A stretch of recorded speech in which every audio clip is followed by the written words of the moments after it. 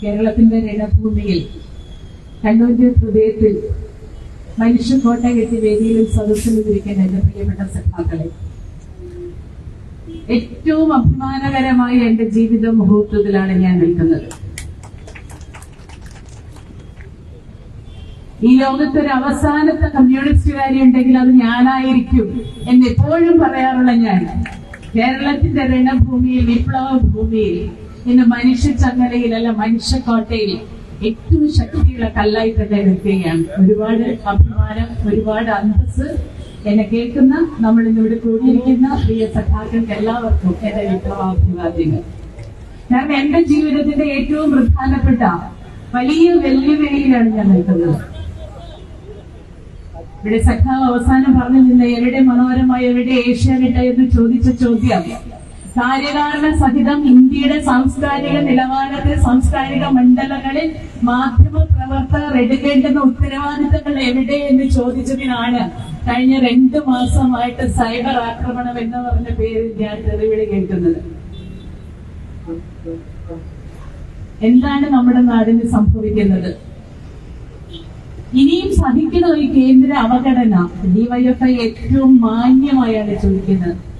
യൗവനത്തിന്റെ എല്ലാ ഭീഷണശക്തിയോടും, വിവേചന ചിന്തയോടും, ഉത്തരവാദിത്ത ബോധത്തോടും, സാമൂഹ്യപരമായിട്ടുള്ള എല്ലാ ബഹുമാനത്തോടും കൂടിയാണ് ഡിവൈഎഫ്ഐ ഏറ്റവും മാന്യമായി ഇനിയും സഹിക്കണോ ഈ കേന്ദ്ര അവഗണന എന്ന് ചോദിക്കുന്നു.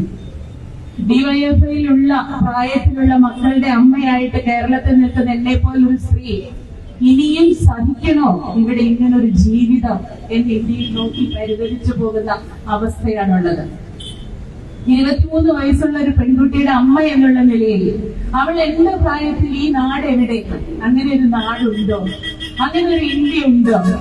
ഞാൻ ആ പ്രായത്തിൽ കലാലയങ്ങളിൽ പഠിച്ചിരുന്ന സമയത്ത്, അല്ലെങ്കിൽ അതിനു മുമ്പേ SFIയുടെയൊക്കെ തിളയ്ക്കുന്ന എന്റെ യൗവന കാലത്ത് മുമ്പോട്ട് നോക്കുമ്പോൾ വളരെ പ്രതീക്ഷയായിരുന്നു.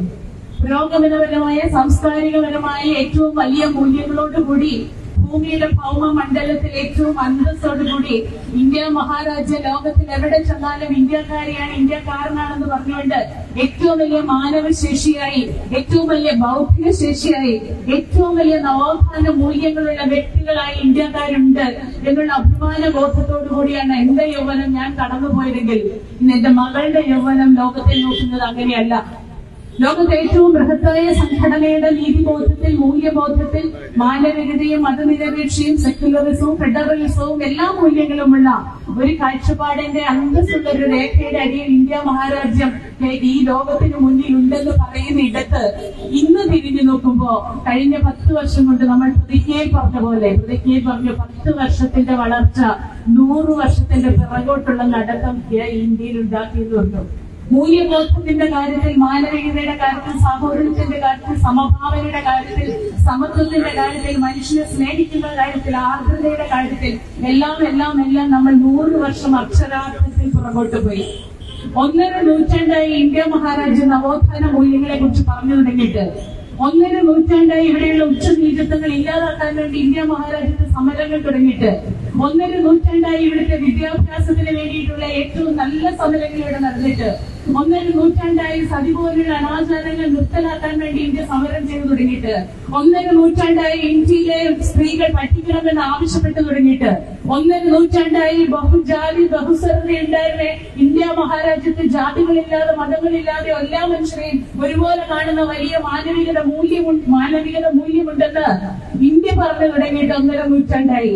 പക്ഷെ ആ പറഞ്ഞു തുടങ്ങിയതും സമരം ചെയ്തതും നേടിയെടുത്തതുമായിട്ടുള്ള എല്ലാ മൂല്യങ്ങളെയും അവഗണിച്ചുകൊണ്ട്, മനുഷ്യ സ്നേഹത്തെ അവഗണിച്ചുകൊണ്ട്, മനുഷ്യന്റെ ആർദ്രത ഇല്ലാതെ ചെയ്തുകൊണ്ട്, വിഘടനത്തിന്റെയും വിദ്വേഷത്തിന്റെയും ഏറ്റവും വലിയ പാത വെട്ടിത്തെളിച്ചുകൊണ്ട് കേന്ദ്രം ഇന്ന് ഭരണം നടത്തുമ്പോ അത് ഇന്ത്യയിലെ ജനങ്ങളെ ലോകം പുച്ഛിക്കാനുള്ള വഴിയാണ് ഇട്ടുകൊടുക്കുന്നത് എന്നുള്ളിടത്താണ് കേരളം ഇത്രയും വലിയ പ്രതിരോധമായി നിൽക്കുന്നത്, അല്ലെ പ്രതിരോധമായി നിൽക്കേണ്ടത്. ഇന്ന് മാനവികത കാത്തു സൂക്ഷിക്കുന്ന, അന്ന് തുടങ്ങിയ നവോത്ഥാന പോരാട്ടങ്ങളെല്ലാം രാഷ്ട്രീയപരമായി ഇംപ്ലിമെന്റ് ചെയ്ത ഇന്ന് കേരളത്തിലെ യൂണിവേഴ്സിറ്റികളിലും കലാലയങ്ങളിലും 60 മുതൽ 87% വരെ സ്ത്രീകൾ ഉന്നത വിദ്യാഭ്യാസത്തിൽ പഠിക്കുന്ന, അത്രയധികം വിദ്യാഭ്യാസപരമായി വൈജ്ഞാനികമായി ഔന്നത്യത്തിൽ നിൽക്കുന്ന, അടുത്ത 25 വർഷം കൊണ്ട് ലോകത്തിന്റെ ഭൂപടത്തിൽ ഏറ്റവും വലിയ നവവൈജ്ഞാനിക വികസിത രാജ്യമായിരിക്കും, ഇടമായിരിക്കും കേരളമെന്ന് ഊറ്റിക്കൊള്ളുന്ന നമുക്ക് നമ്മളോട് മാത്രമല്ല പ്രതിബദ്ധതയുള്ളത്, ഈ ലോകത്തെ മുഴുവൻ ഇടതുപക്ഷത്തോട്, ലോകത്തെ മുഴുവൻ വലതുപക്ഷത്തോട്, ലോകത്തിന്റെ മുഴുവൻ മനുഷ്യപക്ഷത്തോട്, ലോകത്തെ മുഴുവൻ വലതുപക്ഷവൽക്കരിക്കുന്ന എല്ലാ സമീപനങ്ങളോടും പ്രതിരോധം തീർക്കേണ്ട ബാധ്യത കൊച്ചു കേരളത്തിനാണ്. അതുകൊണ്ടാണ് കേരളത്തിന്റെ തെക്ക് മുതൽ വടക്ക് വരെ ഇന്ന് മനുഷ്യക്കോട്ടയായി മാറിയിരിക്കുന്നത്. സഖാവിടെ പറഞ്ഞു കഴിഞ്ഞു, കോട്ടയ്ക്ക് വിള്ളലുണ്ടോ എന്ന് തപ്പി നടക്കുന്ന മാധ്യമങ്ങളെ സഹതപിക്കാൻ മാത്രമാണ് എനിക്ക് എന്റെ മാധ്യമ സുഹൃത്തുക്കളോട് പറ്റുന്നത്. കാരണം ജീവിതം നെട്ടോട്ടം ഓടുമ്പോ കിട്ടുന്ന ശമ്പളത്തിന് വേണ്ടി, ജീവിക്കാൻ വേണ്ടി, അരി വാങ്ങാൻ വേണ്ടി നമ്മുടെ ജനതയെ, നമ്മുടെ സംസ്കാരത്തെ, നമ്മുടെ നാടിന്റെ, നമ്മുടെ ജനാധിപത്യ മൂല്യങ്ങളെ, നമ്മുടെ എല്ലാ ഔന്നിത്യങ്ങളെയും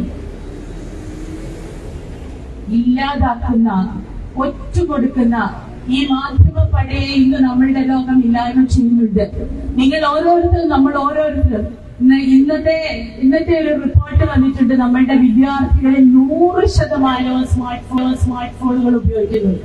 99% ആൾക്കാരും സ്മാർട്ട് ഫോണുകൾ ഉപയോഗിക്കുന്നുണ്ട്. അത് 100% തന്നെയാണ്. നമ്മളുടെ കയ്യിലാണ് നമ്മളുടെ മാധ്യമം. നമ്മളുടെ കയ്യിലിരിക്കുന്ന സ്മാർട്ട് ഫോണുകളിലാണ് നമ്മളുടെ ആശയവിനിമയ കേന്ദ്രങ്ങൾ. നമ്മൾ തന്നെയാണ് സാംസ്കാരിക വിനിമയ കേന്ദ്രങ്ങൾ.